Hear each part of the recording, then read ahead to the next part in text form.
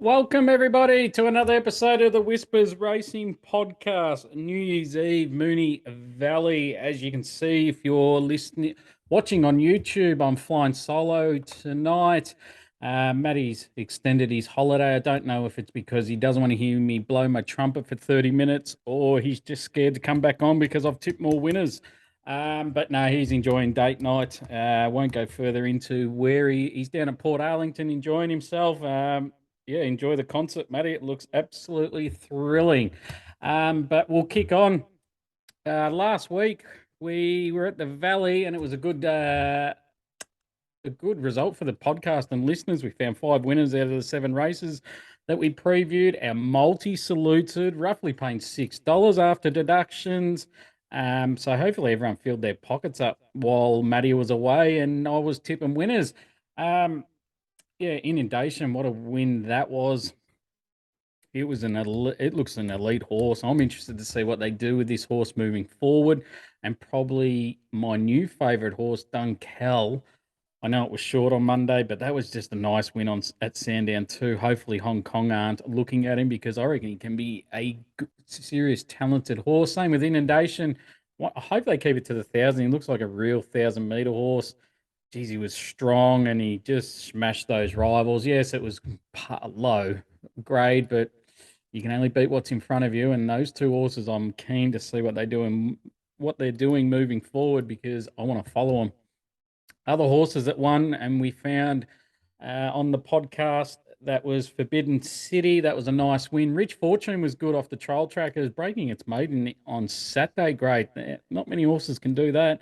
And right you are, bloody tough win at the 2040. And yeah, we shot pretty straight, but we went well. So hopefully you filled your pockets up. Pineapple went down this week. It was last week. It was just unlucky. I thought it'd get the splits, and no fault of the jockey Jamie Carr, but yeah, the gaps just didn't open in time, and yeah, just frustrating because we shot really, really straight.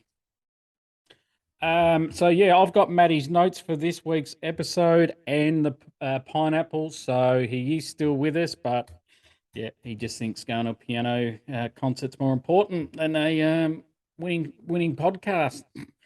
Track stats this week. It's the same as last week. The rail's still 2 meters.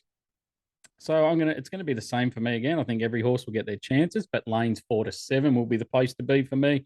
I'll be looking for horses no worse than top 5 in running, and they will be most advantaged. So yep, same as last week. Should be good. Nice hot weather. Might even favour leaders a bit more because of the hot weather and the firm track that should be come New Year's Eve. Trial trackers this week. We're going to go with race 6, number 9 here, Shakespeare. This is more a black booker to follow through the prep because I think this has a seriously good prep in it because it's had 4 jump outs and it's quite normal for Paddy Paynyard. I really liked his most recent jump out. It was impressive. Attacked the line. I know 1,600 may not suit because it'll be out the back and running on. Track probably won't see it either. Loves a big track, wants 2,000 meters, but off its jump out, I'm keen to follow this horse. I suggest wait because you'll get a better price come race time. That is race 6, number 9, Shakespeare. This episode will be previewing races 4, 6, and 8 around the grounds. The winning multi, and Matty's pineapple of the week. So I'll kick things off here with race 4. It's the 2040 meters, but handicap benchmark 70. Got the odds here. We've got the favourite here, Matron Bullwinkle at a 260 top odds. Regal Valor, $8.50 top odds, and J Rod 2, number 2, $9.50 top odds. And then you got Highland Jack, Blushing Tycoon, Fighting Arrow, all at $11. You can have $17 at the rest. I'm pretty keen here to play here. Number 3, Matron of Bullwinkle. I really liked his last start at Pakenham. Sat on a fast tempo and never gave up. Only went down by zero point 0.2 of a length. Something I've taken out of that Pakenham race is never again has come out and won next start and finished a placing again for a further start. And Spanish Kiss ran into the placings at its next start, and they both improved off that run at Pakenham. Matron Bullwinkle has had a jump out since, and I thought it was impressive. Fitness, no issue, now ready to go. Barrier 11, I feel they have a choice, and that's to roll forward. Best case, right behind the leaders, or they can sit outside the leaders. If you're watching on YouTube, you can see my speed maps down below. I have J Rod 2 leading, and it should kick up from barrier 5. Blushing Tycoon can sit outside the leader, or they might just take a sip behind the leaders, which gives us outside leader. Wherever we sit in those two positions, I feel it'll be the right spot and the lanes to win. I feel Matron Bullwinkle will go to a new level on Saturday, just like the other two did coming out of that Pakenham run. Dangers, I thought, was number 8, Fighting Arrow. Represents good value at around $10 because I really liked its last start at Werribee, attacked the line, and now fourth up, Peak Fitness. My only concern is it's near the rear, and Werribee form into Metro isn't the most ideal to be following horses. Same goes with number 7, Uniquely. With the map, Alana Kelly has one option, and that's to go back. I feel it'll be off and back and gone. Sorry, will be off and gone because there won't be many horses bringing her into the race. So in saying that, I'm pretty keen here. Maddie Cartwright on board, riding really well, and Matron Bullwinkle should be winning. We move over to race number 6, where I'll preview this one as well as I bring up the odds.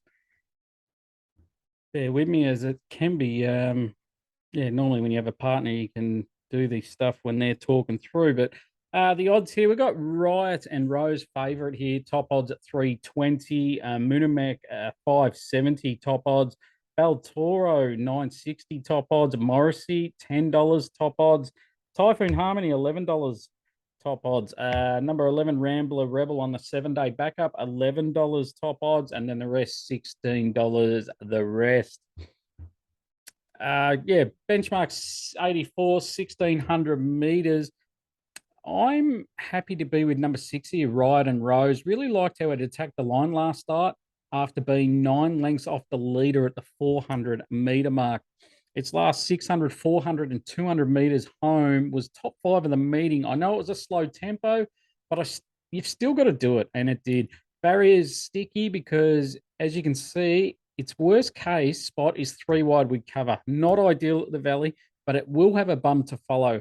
As you can see in my speed map, there will be a few horses up front that will fight for the lead. Zangfeld, Rambler Rebel, who won well last start, leading on a fast tempo. They'll probably come up for air at around the 600, probably have a few gaps between horses just because of the pace they're going to set. And the others at the 600, when they sit up, the others are going to be rolling into the race with good momentum. They'll be cooked on the corner, and hopefully we've got a nice trail 3-4 wide and going right around them. Number 4, Munamek. Its best is good enough to win here. 1,400 meters, it was looking good. And then they went back to 1,200 meters saying it was a set plan. But, geez, it didn't go as well. I thought it'd go a little bit better. Now straight up to 1,600. Weird decision, weird prep. Has it had enough? It will get a soft run, but I'm worried the leaders will come back into its lap. But if it gets the splits, it can win. Barrier 1 can be very dangerous at the Valley, or it can be very good at the Valley. It's just a flip of a coin. As I said in trial trackers, Shakespeare jumped out really well and feel it can put in a huge performance. But if you can see on my speed map, it'll be back out the back, enjoying himself. Watch this horse late. It will be humming home. Number 8, Baltoro, ridden upside down last start. Didn't have the normal turn of foot it normally does when sitting out the back, but I predict they'll be out the back. They will not ride this near the rear. But I'm keen here. Number 6, Riot on Rose. Top odds, $3.20. We'll move over to race 8 here. I'm going to be reading out Matty's notes. He wants to preview the Vobis race. We'll get the odds up here. We've got the favourite here, Fizzuto. I probably butchered that, so bear with me with this. Top odds, 460. She Dances, $5.80. Number 3, Bold and No at $6.50. Number 10, Hotel at $6.50. 2, Fizen, $9. Miss Magnifico, $9.50, and then Little Wonder, $11, 31 plus for the rest. So Matty's notes here, observations. Vobis race, they can be always a mixed bag. A lot of lightly raced horses with plenty coming off maiden wins. The speed, as you can see on the speed map, expect both Moody Horses, She Dances, and Coltel to be around the pace from barriers 1 and 14. The following will be sitting right behind them: Bolden No, Fizzuto, Maximilis, and Miss Magnifico. Matty's fourth pick, Cortel, around $6. Back at last start at Flemington, when it ran third down the straight, would be higher in selections if it drew a better gate. Keep safe in your quaddies if you're playing them. And go through my notes. Bear with me. Cortel is coming out of barrier 14, so quite sticky. Might have to do a bit of work. Third pick, Matty's got Fission, $8.50. Runs well at the Valley. One of the only horses capable of running better than benchmark here. Big concern is hasn't seen over 1,000 meters, which I'll touch on later. Really interested to see how it runs. If it gets 1,200 meters, it'll be top 3 in Matty's thoughts. Second pick, Fazzuto, $4, looked to be progressive well after a dominant win at Kyden and best closing splits of the day. Does look exceptionally short for the last start maiden winner against an average field. The gate is a huge advantage here and should get the ideal run. His on top selection here is She's Dances, $6. Super win last start when it jumped and led all the way down the straight at Flemington. From the barrier number, it must use the gate and push on the rails. And I reckon Linda's on board. So Linda on front runners is a big advantage. I can't see too many that will be trying to cross it. If this is the case, it will be very well suited to lean again and lead all the way again. The other you may want to include in your quads is Miss Magnifico, who was a maiden winner out of Bairnsdale Decent Style with the second horse coming out and winning next start. Can't rate the race exceptionally high, but expect it to improve. One thing I will add on that, I don't know how you can lose vision of a race, and we had to watch it from the stewards. It won by 4.5 at Bairnsdale, but no footage. Unbelievable this day and age. But yeah, good summary by there, Matty. He's got She's Dancers on top at $6. Jump, lead, and win. My only thoughts in this race was number 2, Fizzin, and 3, Bolden No, as Matty touched on. They haven't seen 1,200 meters yet, and being $9, $6, I don't want to be with them. They look 1,000-meter sprint types. I've got to be with a horse that smashed them at Kyten. Number 4, Fizzuto. I know it wasn't against much, and it did what it had to do, but I rate it. I know number 2, Bolden No, has beaten us back in August, but that was on the synthetic. We SP'd 460. Bolden No SP 250. That was a 1,000-meter race. 1,200 will suit us more. Just go and watch the replay of our horse, Fizzuto. He looked very powerful, and the extra 100 will suit. Plus, in July, we're beaten by 6 lengths by Fizzin at the Valley. But on that day, you had to lead to win, and we just sat out the back and were never in the video. It looked like it was just an educational run.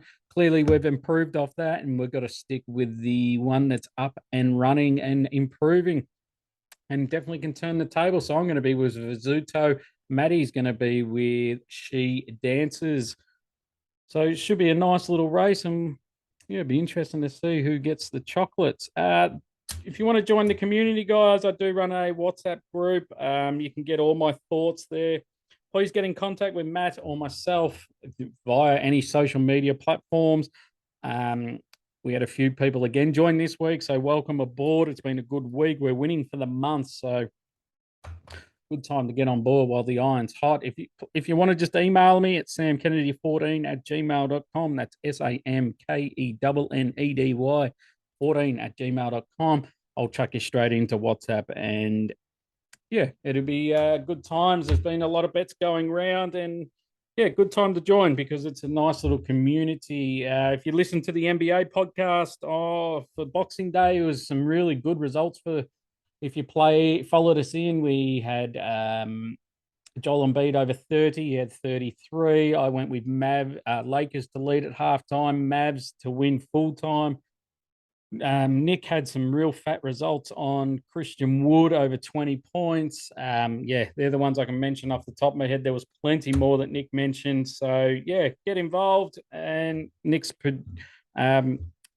putting bets up all the time and helping out and having some nice collects. So, join the community. Yeah, it's not just about me, it's about you and, yeah, sharing your thoughts on races. So, DM one of us or email me to get involved. Around the grounds. So Matty this week, he's going to go with Randwick, race 6, Steely. It's around the $3 mark. Steely pushed Nugget last start and have to be on top here. It's been up for a while, but if it goes anywhere near last start's performance, will have the field covered. Key dangers are Bullfinch and Purple Sector. I don't think Steely's won for like 600 days, but clearly horses are breaking those ducks with Persan, Bow and Declare. Definitely like what Matty's thinking here. If you like Nugget and what it did on Monday, imagine what Steely can do on Saturday at around the $3 mark.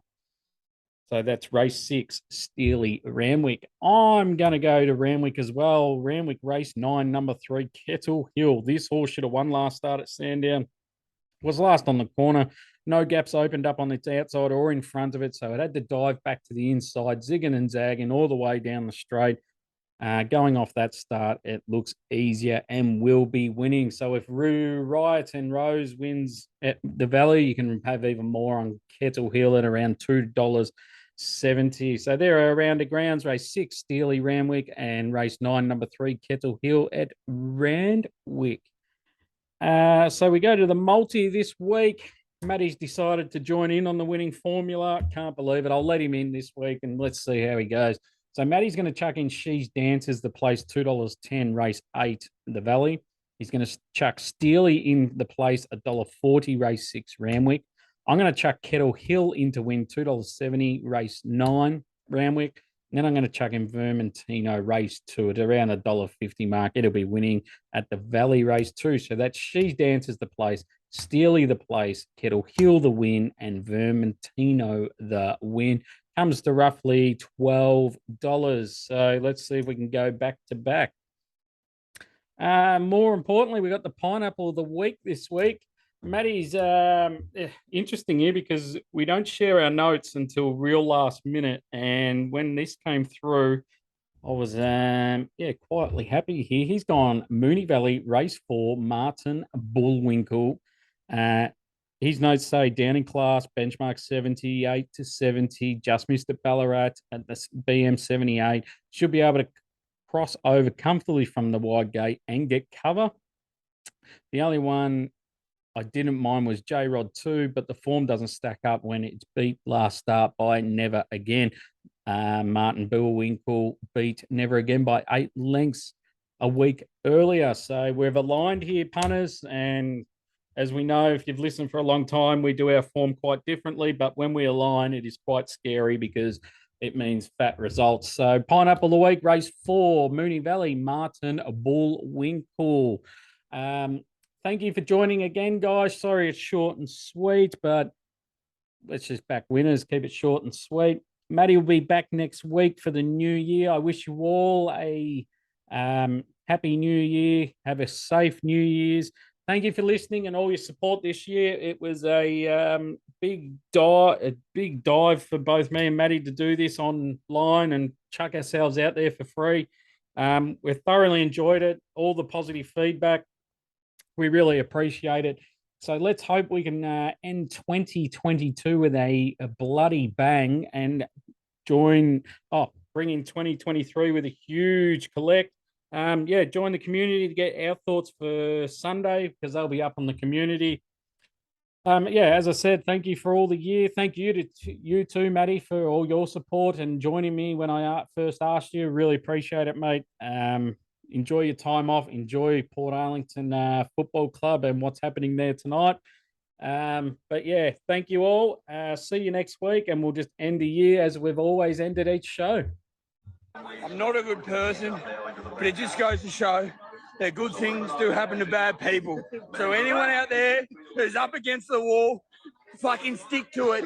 Every cent you got, your rent, your electricity bill, if you're going to buy your missus a ring, don't fucking do it. Keep punting. Keep fucking punting.